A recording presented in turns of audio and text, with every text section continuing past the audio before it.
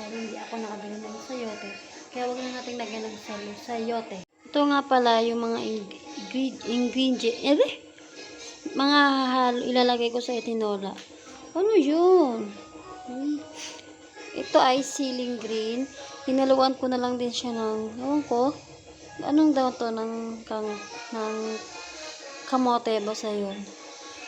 Ceiling green, sibuyas, luya, bawang, tsaka yung manok natin. Yan ang ilalagay na, yan ang ilulutuin ko ngayong araw na 2. So yun guys, nilagay ko na yung aking mga sibuyas, bawang, and yung sili. Ayan yung ceiling green, sinasama ko na sa pag-isa. So ganyan ako magluluto. Pati yung green, sinasama ko sa pag-isa para mas malasa yung ating chicken. So, susunod ko na yung ating chicken. So, haluin lang natin siya.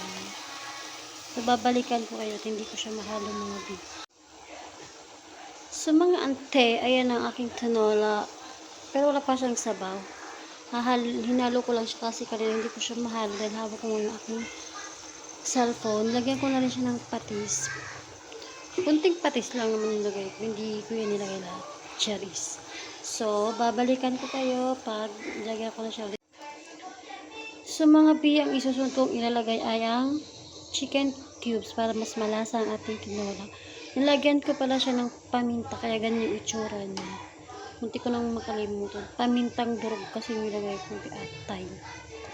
Talaga naman, si ante mo manig.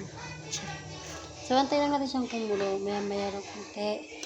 At, pag okay na, balikan ko kayo ulit. Hi guys! So, guys, kumukulo ng aking tinolang manig. Lalagyan natin ating mga dahon-dahon dyan. Para maluto. Para just ng tuluyan. At mamaya is, atin na siyang i-prepare. Ano daw? Alin natin siya. Maya is maluluto na din yan. Ano natin na pa?